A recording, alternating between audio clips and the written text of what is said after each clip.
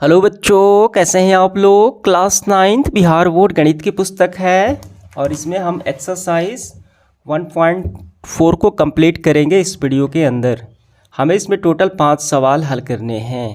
तो चलिए प्रारंभ करते हैं। देखिए प्रश्न क्रमांक पहला है, बताइए नीचे दी गई संख्याओं में कौन कौन परिमेय है और कौन कौन अपरिमेय है। यहाँ पे परिमेय संख्या और अपरिमेय संख्या का चुनाव करना ही हमें बताना है। ठीक है, तो इसका एक तरीका होता है, एक नियम होता है। देखिए क्या होता है, ये आपको हमेशा ध्यान रखना है। अगर किसी संख्या के साथ अपरिमेय संख्या प्लस माइनस गुणा और भाग से जुड़कर, ठीक है, जुड़ी हुई है तो वो सभी को अपरिमेय बना देती है। ध्यान देना है, कौन संख्या, किसी भी नंबर के साथ अगर अपरिमेय संख्या, ठीक है, इन चिन्हों के साथ जुड़ी हुई है तो सबको अपरिमेय बना देती है। ठीक, तो चलिए पहला सवाल हम देखते हैं। पहला सवाल हमारा क्या है, 2 माइनस अंडर रूट 5। दो तो परिमेय संख्या है क्योंकि इसको बट्टे में 1 लिख के पी बटे क्यू के रूप में लिख सकते हैं, लेकिन इस 2 के साथ माइनस चिन्ह के साथ ये अंडर रूट 5 जो जुड़ा है ये क्या है, ये तो अपरिमेय संख्या है। इसका मतलब ये पूरा अपरिमेय हो गया। समझ में आ गया। तो पहले का हम लिखेंगे 2 माइनस अंडर रूट 5 अपरिमेय संख्या है ये पूरी। दूसरा देखिए क्या है, 3 प्लस अंडर रूट 23, ठीक है, और यहाँ पे माइनस का अंडर रूट 23। यहाँ पे देख पा रहे हैं ये अंडर रूट 23 से है, आपस में ये ख़त्म हो गए, कैंसिल आउट हो गए। क्या बचा, फाइनली हमारा बचा 3 को हम बट्टे में 1 लिख कर पी बटे क्यू के रूप में लिख सकते हैं। तो इसका मतलब ये हो गई परिमेय संख्या। ठीक है, ये परिमेय संख्या हो गई। अब इसके बाद देखिए तीसरा सवाल है, 2 अंडर रूट 7 बट्टे में 7 अंडर रूट 7। यहाँ पे देखिए ये परिमेय संख्या, ये अपरिमेय संख्या, ये परिमेय ये अपरिमेय, गुणा में है। तो ये अंडर रूट 7 ये ख़त्म हो गया, क्या बचा, 2/7 बचा। तो ये पी बटे क्यू के रूप में हो गया। देखिए पी बटे क्यू के रूप में तो हो गया, इसका मतलब ये परिमेय संख्या हो गई। ठीक है, तो यहाँ पे हमें लिखना है परिमेय संख्या है। इसके बाद यहाँ पे देखिए 1 बटे अंडर रूट 2। मैंने क्या बताया आपको, किसी भी संख्या के साथ अगर कोई अपरिमेय संख्या तो यहाँ पे भाग के साथ जुड़ी हुई है।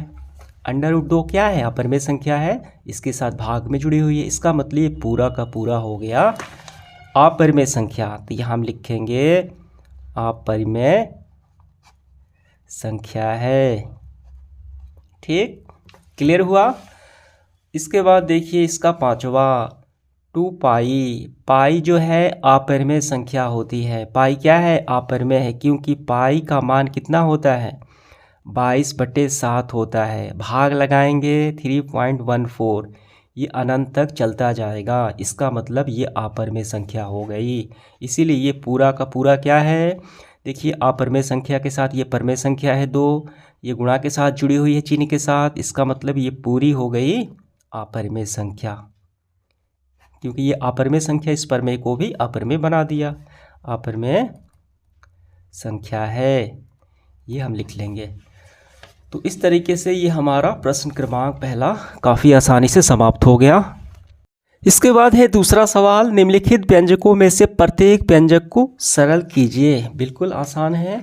देखिए यहाँ पे प्रश्न क्रमांक पहला है 3 प्लस अंडर रूट 3, यहाँ पे 2 प्लस अंडर रूट 2। यहाँ पे किसी प्रकार का सूत्र नहीं हम प्रयोग कर सकते हैं। यहाँ हम क्या करेंगे, बस यहाँ पे गुणा है तो इसको गुणा कर लेंगे। कैसे, ये जो 3 है इस 3 का गुणा इन दोनों के साथ, फिर ये अंडर रूट 3 है इसका गुणा इन दोनों के साथ होगा। देखिए पहले हम करते हैं 3 का, यहाँ पे क्या है 2 प्लस अंडर रूट 2, इसका हो गया, बीच में प्लस का साइन है। यहाँ पे अंडर रूट 3 का गुणा अब इन दोनों के साथ होगा, अंडर रूट 3 ऐसे, ठीक, 2, ठीक, और ये प्लस का हम लगाएंगे अंडर रूट 2 ऐसे। इसके बाद 3 का गुणा 2 के साथ, 3 दूनी 6, प्लस 3 का अंडर रूट 2 के साथ होगा तो कितना होगा, ये होगा 3 अंडर रूट 2 ही होगा, प्लस अंडर रूट 3 का गुणा 2 के साथ होगा। ठीक है, तो संख्या को पहले लिखा जाता है अंडर रूट 3। अब प्लस का साइन देंगे, √3 यहाँ पे √2 तो 3 दूनी 6 तो √6 आ गया। ठीक है। अब इसके बाद देखिए, क्या आप इसको जोड़ सकते हैं? नहीं जोड़ सकते हैं। इसका मतलब यही हमारा फाइनली आंसर हो गया। ठीक है। इसके बाद देखिए, इसका अगला सवाल है दूसरा।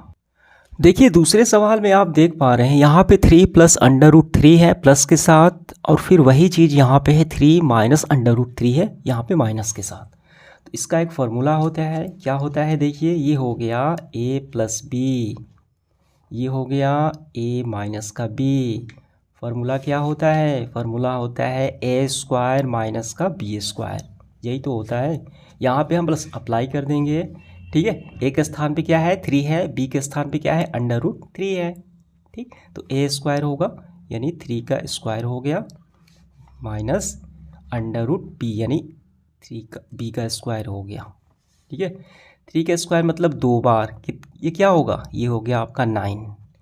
देखिए √2 को यहाँ पे √3 है, इसको 2 बार गुणा किया जाए, ये रूट ख़त्म हो जाता है। कैसे? देखिए √3 इंटू √3 गुणा होगा तो √9 होगा। 9 का वर्गमूल क्या है? 3 होगा, 3 तो होगा। इसलिए हम इसको डायरेक्ट भी अगर वर्ग दिखे तो इसको हम बाहर निकाल सकते हैं। यहाँ पे 9, यहाँ पे 3, 9 में से 3 घटे तो ये आ गया आपका 6 आंसर। ठीक है। इसके बाद देखिए तीसरा, ये हो गया a, ये हो गया b, a प्लस बी का whole square, a plus B का होल स्क्वायर क्या होता है? a² प्लस का b² प्लस का 2ab, यही तो होता है। यहाँ पे देखिए a² मतलब √5 का स्क्वायर हम कर लेंगे, प्लस का b² √2 का स्क्वायर कर लेंगे, प्लस का 2, a कितना है? √5, b कितना है? √2। देखिए √5 का स्क्वायर मतलब 2 बार है, ये 5 बाहर निकल गया। वैसे भी 25 होगा तो 25 का वर्गमूल 5 ही होगा। ठीक, यहाँ पे प्लस का √2, ये 2 बार, ये स्क्वायर है, ये भी 2 बाहर निकल गया, प्लस यहाँ पे देखिए 2, 5 दूनी 10 यानी 2 इंटू √10। ठीक है। 5 और 2 7, यहाँ पे 2 √10। ठीक है। तो बस ये हमारा आंसर आ गया। 10 का वर्गमूल नहीं होता है, ये पॉइंट में आ जाएगा, तो हम यही इसका आंसर लिखेंगे। इसके बाद देखिए चौथा, यहाँ पे फिर वही बात है, ये हो गया a माइनस का b और ये a प्लस का b। फार्मूला क्या होता है? फार्मूला होता है a² माइनस का b², यही तो होता है। यहाँ पे हमने देखा ये पहले, ये दूसरे सवाल में। तो a के स्थान पे क्या है? a के स्थान पे √5 है, √5 का स्क्वायर हो गया, b के स्थान पे √2 का स्क्वायर हो गया हमारा। 5 का स्क्वायर होगा, देखिए √5 का, तो ये 5 बाहर निकल गया, ये 2 भी बाहर निकल गया। ठीक है। 5 में से 2 घटे, 3 आ गया, ये हमारा फाइनली आंसर आ गया। समझ में आ गया ये सवाल आपको काफ़ी। देखिए इसके बाद है तीसरा सवाल। आपको याद होगा कि पाई को एक वृत्त की परिधि, ठीक है, यहाँ इसको c लेना है और व्यास मान लीजिए d लेना है, के अनुपात को परिभाषित किया गया है, तब होता है पाई बराबर c/d, यानी एक परिमेय संख्या बन जाती है। यह कथन तथ्य का अंतर्विरोध करता हुआ प्रतीत होता है, क्योंकि ये पाई क्या है? अपरिमेय संख्या होती है। इस अंतर्विरोध का निराकरण आप किस प्रकार करेंगे? देखिए काफ़ी सरल है। तो यहाँ पे पाई कितना है? दिया गया है c/d। ठीक है। c क्या है? c यहाँ पे माना गया है, देखिए परिधि। ठीक है, यानी पाई को वृत्त की परिधि मान लिया गया है। क्या मान होता है? 2πr। वृत्त की परिधि क्या होती है? वृत्त की परिधि होती है, देखिए वृत्त की पूरी ये बाहरी लेंथ होती है, इसकी लंबाई। अगर इसको हम स्केल से मापें तो एग्जैक्ट ये बराबर नहीं आ पाएगा, इसमें थोड़ा कम या ज़्यादा हो सकता है। ठीक है। तो इसीलिए हम इसको अपरिमेय मानते हैं। बात समझ में आ गई। और यहाँ पर भी देखिए, तो यहाँ हम ये बात लिखेंगे, यहाँ c और d में से कोई एक संख्या अपरिमेय है, इसका अंतर्विरोध नहीं है, क्योंकि जब भी एक स्केल से लंबाई मापते हैं तो हम केवल सन्निकट मान प्राप्त करते हैं, एग्जैक्ट मान प्राप्त नहीं करते। इसी कारण पाई को अपरिमेय संख्या स्पष्ट तौर पे कहा गया है। यही बातें आपको लिखनी है। और ये जो सवाल है परीक्षा के दृष्टिकोण से नहीं है, ठीक है, बस आपको जानकारी के लिए है। चलिए बढ़ते हैं, इसका अगला सवाल है चौथा। संख्या रेखा पर √9.3 को निरूपित कीजिए। देखिए बिल्कुल सरल है। सबसे पहले कितना है, 9.3 निरूपित करना है, तो हमें 9.3 सेंटीमीटर की एक रेखा खींचेंगे।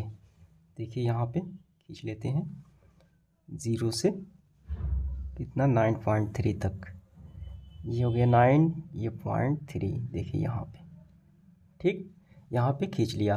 अब इसके बाद 1 सेंटीमीटर एक और एक्स्ट्रा हम यहाँ से एक रेखा खींच लेंगे, ये यहाँ पे, ठीक है।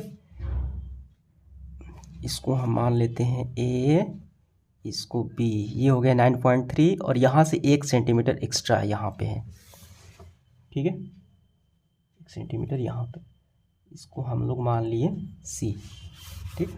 अब हम क्या करेंगे, ये पूरा A से C तक इस पूरी रेखा को 2 हिस्सों में बांट लेंगे। इसको हम 2 भागों में बांट लेंगे।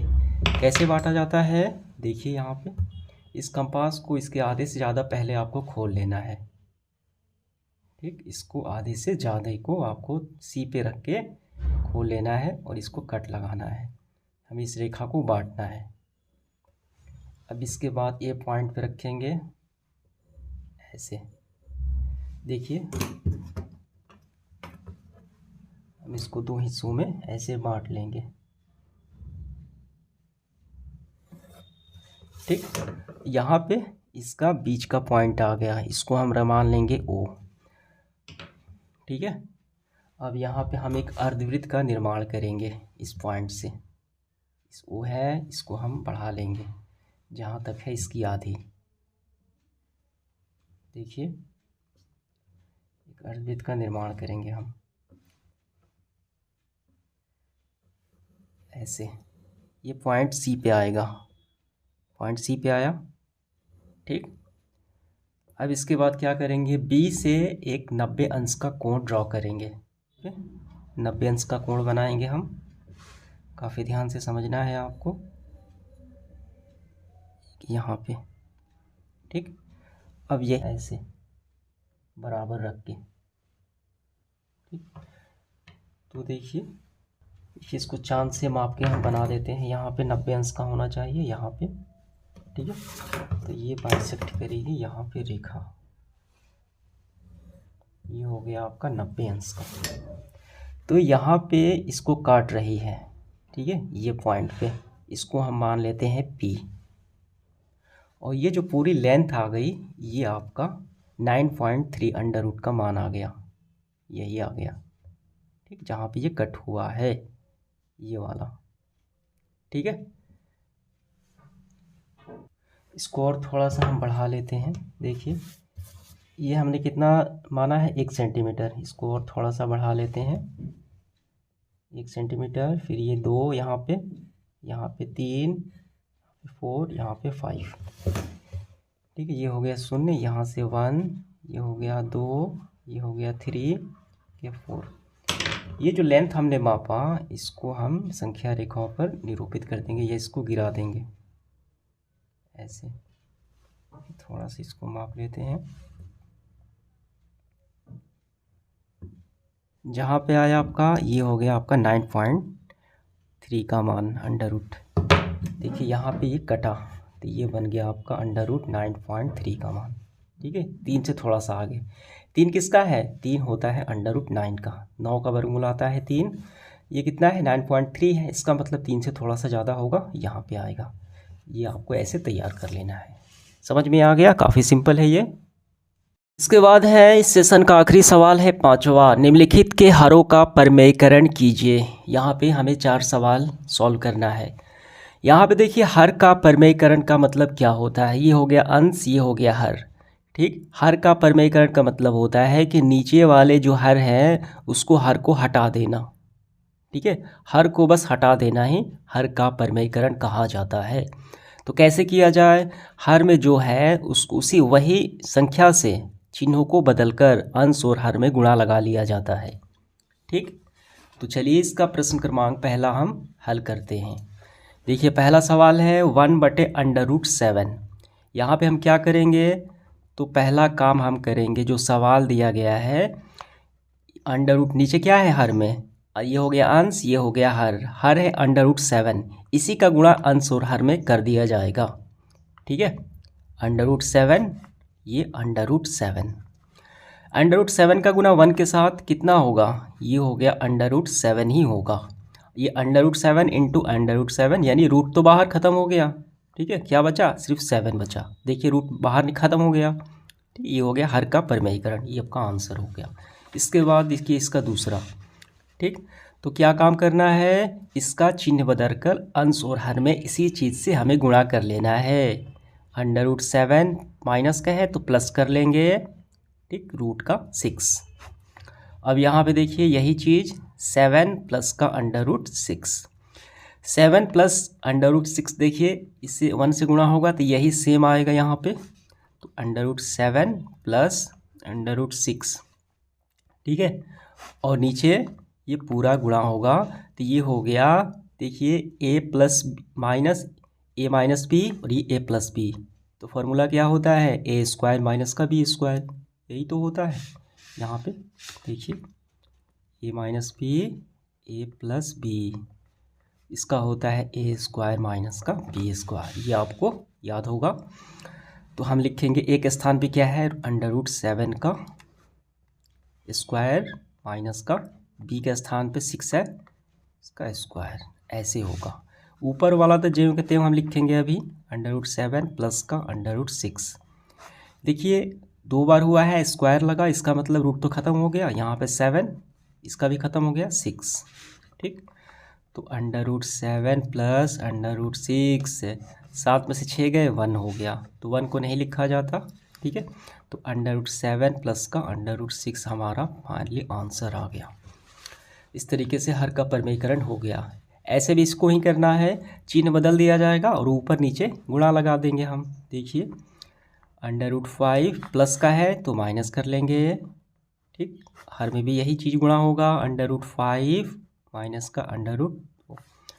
जब इसका गुणा 1 के साथ होगा तो सेम ही उतरेगा, अंडर रूट 5 माइनस का अंडर रूट 2। ये देखिए फिर आ गया ए प्लस का बी ए माइनस का बी, तो वही फार्मूला ए स्क्वायर माइनस का बी स्क्वायर, यानी अंडर रूट 5 का स्क्वायर होगा माइनस का अंडर रूट 2 का स्क्वायर होगा।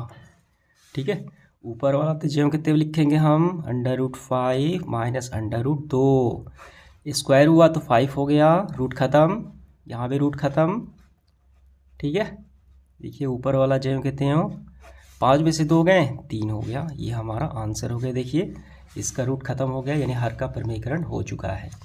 इसके बाद इसका आखिरी पार्ट है, इसको भी चिन्ह बदल के अंश और हर में गुणा लगाएंगे। अंडर रूट 7 माइनस का है तो प्लस कर लेंगे। देखिए ऐसे अंडर रूट 7 प्लस का 2, ये तो 1 के साथ होगा तो जेम कहते हैं यही चीज़ उतरेगा, अंडर रूट 7 प्लस का 2। ठीक है, बट्टे में देखिए ये हो गया ए माइनस का बी ए प्लस का बी, फार्मूला ए स्क्वायर माइनस का बी स्क्वायर। ठीक है, तो ए के स्थान पे अंडर रूट 7 का स्क्वायर और बी के स्थान पे 2 का स्क्वायर। ऊपर वाला तो जो हम लिखेंगे अंडर रूट 7 प्लस का 2, देखिए 2 बार होगा, रूट ख़त्म हो गया 7 और ये 2 दूनी 4, अंडर रूट 7 प्लस का 2, 7 में से 4 गए 3। तो इस तरीके से ये हो गया इसका आंसर, हर का परिमेयीकरण हो चुका है। तो ऐसे ही आपको सॉल्व कर लेना है ये सभी चारों सवाल। तो इस तरीके से हमारा सेशन समाप्त हुआ। धन्यवाद।